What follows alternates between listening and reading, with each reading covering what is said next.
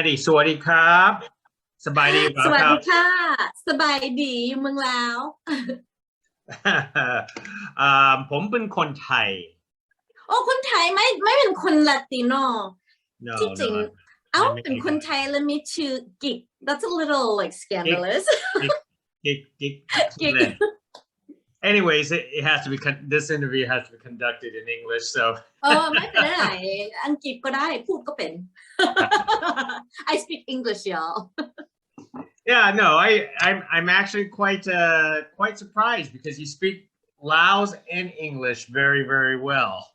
thank you actually I think my Lao like the accent is so Californian and it's kind of funny I think but I did grow up speaking Lao and it's improved even more in Lao because one of the most fascinating things that I learned when I moved back here over a decade ago was there has been a definite language shift, which why wouldn't there be? I mean, the Lao diaspora who immigrated to the US, I mean, the Lao diaspora who immigrated to the US in the 70s, they had a way of speaking, royalists, and it's been more than 30 years, since, 40 years.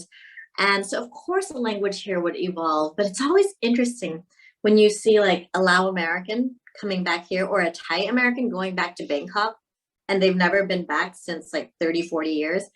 And it's fascinating just to see them like clash with the language. It's different and I love it. I think it's really cool. So let's talk about your film, The Long Walk here.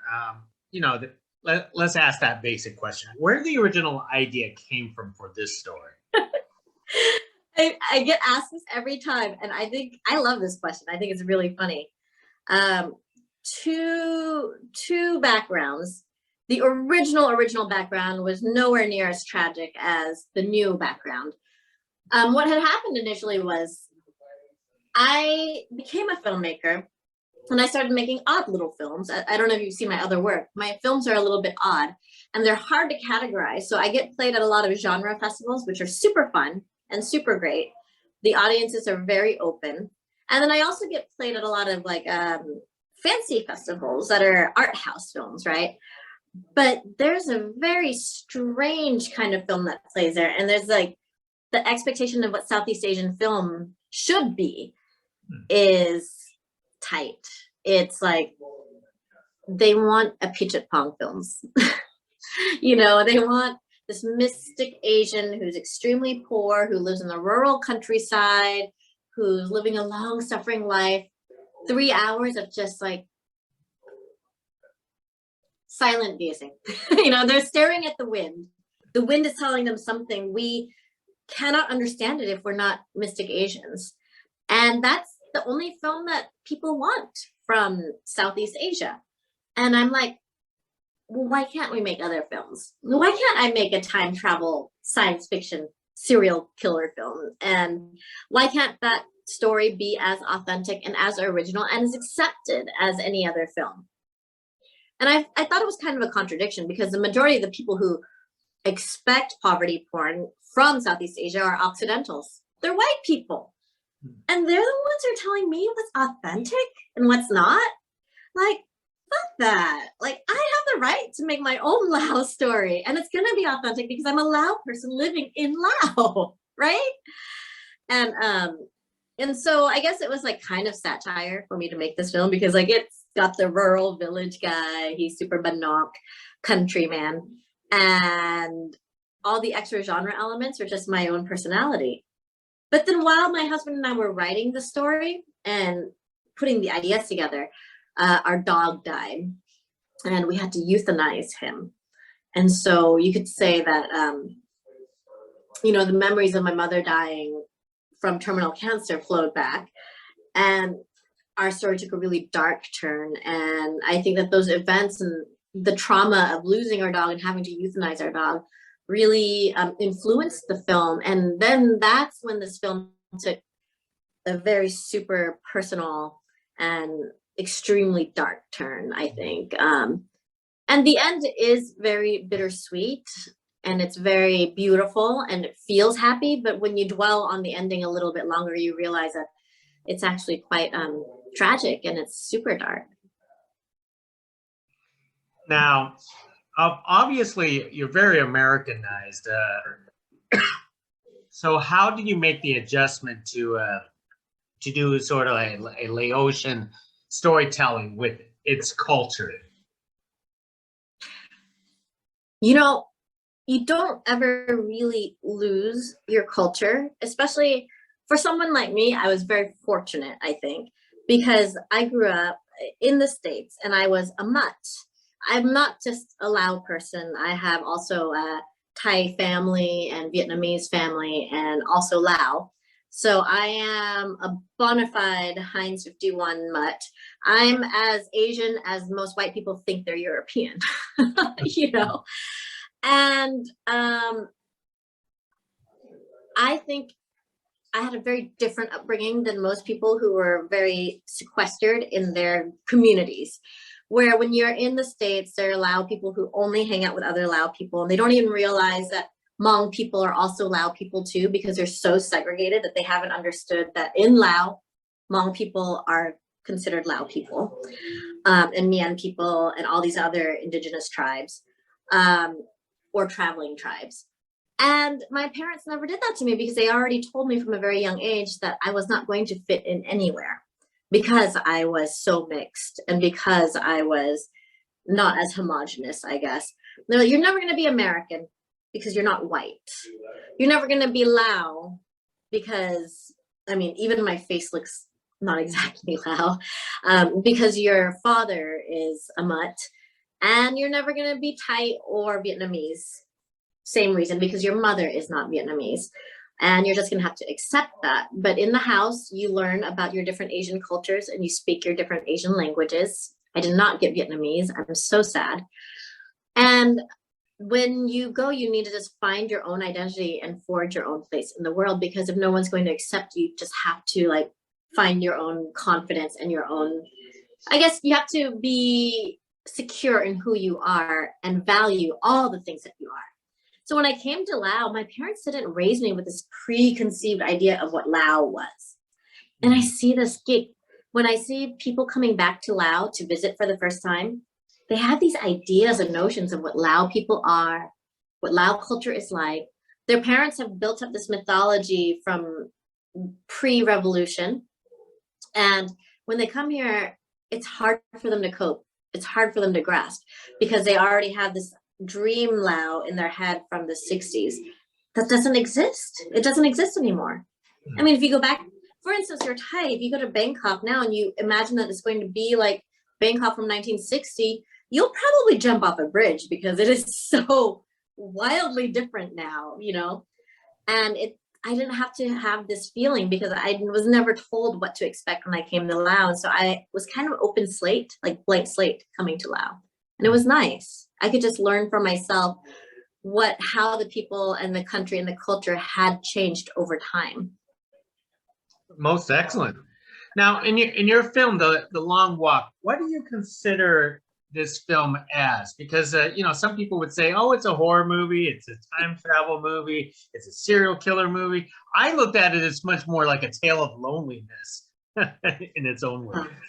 That's interesting. That's interesting because, like, at its core, I say all of those things. It's a horror movie. It's a science fiction film. It's a time travel movie. It's a thriller. I say all of those things, and it is all of those things. But you're right. I feel this too. At its core, it's a film about loneliness, regret, and grief. And to me, that's what this is. It's like a really personal study and inspection of my own personal guilt and grief and trauma of loss and loneliness. And so I agree with you on that, but it's not the most fun way to describe a movie. So I don't think I go out in public like saying, this is what this movie is. Now, being a person who now immigrated to you know, Southeast Asia and everything, Southeast Asian cinema is a lot different from American cinema. How are you basically towing the line, or do you want to blend those cinemas together? Because I've seen, you know, like a lot of Thai horror movies, and you know, Mm. where sometimes it goes strange or very gory. But of Yes, course, you know, American cinema horror goes in a different direction. yes. Which direction are you going in? How are you going to change Laotian cinema because of that? I feel I'm very lucky because, as you know, I came into Laotian cinema at a moment where it was pretty early and very nascent. And so I'm not changing Laotian cinema. I'm part of the movement that's forming Laotian cinema. And I'm so proud of that. Like, I'm super happy. So I'm not really here to change Laotian cinema. I think I'm just here to be just one more voice in telling the stories that are possible from Lao. But my personal works, I do think I have a style, and my style is super, super dark. I like to escalate things.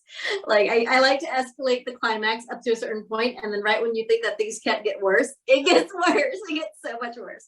I like all my films to feel like you're on this really slow, leisurely roller coaster of, like, you don't even know you're on a roller coaster at first. You think you're on, what's that old tram? Do you remember from Disneyland where you're on like this Monorail. tram? The monorail, yes. You think you're on the monorail. You're there and you're like, oh yeah, look at Tomorrowland, huh? And then you're there and you're like, oh, there goes Main Street Disney. And then all of a sudden you realize that you're like clunk, clunk, clunk, clunk, at a cliff, and you're looking down, you're like, oh hell no. And I drop you. You know, that's what I like to believe that my films are, and that's the style of my films. But in terms of changing Laotian cinema, I'm just happy to be just one of the many voices that form it. And I think that in every country, in every culture, that should be a thing. Like, cinema doesn't have to be stagnant. Cinema doesn't should be ever flexible and ever flowing. It doesn't have to have like drastic changes. It just has to have individuality, you know? Mhm. Yeah, I do kind of see a little bit of blend into your film, and you know, we're going to carefully watch more of your films, obviously, Please do. to see where. Actually, one of my next films is the Thailand Lao Project, so yeah, that might be fun for you. Well, most certainly it is. I know. I'm going Yeah. to try to get back to Southeast Asia later this year myself. Oh, I hope you can get back. I mean, with the pandemic, it's been a bit difficult, but I think, you know, I think that you should always try and see your origins and where your family roots were, and like see how it changes I all know. the time, because it's going to change again in 5 years. It's going I to know. change, especially No, with this pandemic. I agree. My parents went back to Southeast Asia themselves. Oh, are they here now? My mother just died over Oh, I'm so sorry. winter break in Bangkok, but my father used to live in Cambodia. Now he's back in Thailand now. So I'll have to visit them if I get to go back. You'll have to tell me where he is. most excellent. Well, Mattie, let me drop one last question. Sure. And I want to find the link that there's this your main character goes to the spirit house on the side of the road quite a bit in the film. Mm-hmm. But I found it kind of ironic is because he actually sees the spirit, you know, that he basically communicates with. What's the purpose of him doing that? Because I know it's cultural Yes. in Southeast Asia. He actually, the initial inception of the spirit house was him trying to find a way to communicate with her, because from a young age we're told that this is how you speak to the spirits. You go white, right? You go and offer incense and candles and food and things like this. And normally, normal people will go and ask the spirit to stay in their place or stay in the spirit house and not bother your daily life. But this might be a little personal thing. And you can see that in the film Jantali, my very first film, it deals with this a lot. Because I grew up and I always thought that it was odd that as Southeast Asians, we had these spirit houses and we were going and making offerings and we were speaking to them. And Vietnamese people, we actually believe we're speaking to our ancestors when we go white at the spirit house. But that we're asking them to stay in peace and out of our lives and to not disturb our lives. And I always thought, like, what if that communication were flipped? Like, what if in gently, she asks for the spirit to apparate in front of her. She asks for the spirit to come and affect her life and to be a part of her life, which is so like no way taboo in Lao and Thailand. Like, you would never do that at a spirit house. But that's just my own idea, where as a little kid, I was like, what if you didn't ask them to leave you alone? Like, what if you wanted to talk to them? Or what if you wanted to see them? Because, you know, I think I was a little bit fascinated by the concept of hauntings.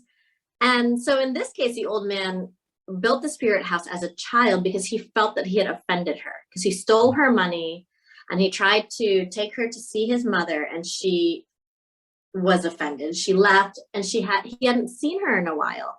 And so he built a spirit house, makes an offering to her, and apologizes. And then she does appear, and she does come back. And so for me, I believe that the old man uses a spirit house as a form of communication, or to be able to like reach out to her.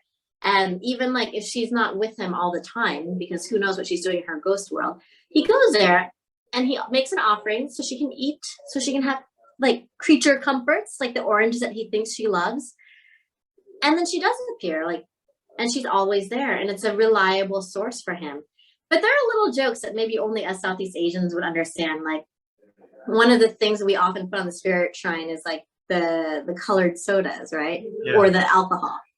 And at one point, like, little boy's at the market, and he buys rice for himself and his mom, and the market lady's like, anything else, dear? And he glances at the colored soda. And next thing you see, she's got the bag of colored soda, and they're drinking colored soda together, because I believe he offered it to her on the shrine, and then she has a physical bag of colored soda. So there are these things for me that are like touches of our culture, but twisted also because when I was a child, I had like some weird, strange ideas about them too. And so what child doesn't, you know, what child doesn't have these strange ideas about their own religions and cultures? That is true. That is true. Well, Mattie, I would love to carry a longer conversation. You're such a great conversation. Maybe I'll just have to look you up when I come back in South. You have to come visit me. Yeah, you have to come to Lao, and then we'll have to go to Bangkok. I will treat you to super tom leng. Most excellent. I will hold you to that. So hey ขอบคุณครับนะสวัสดีครับ ขอบใจละลายเด้อ ครับ สวัสดี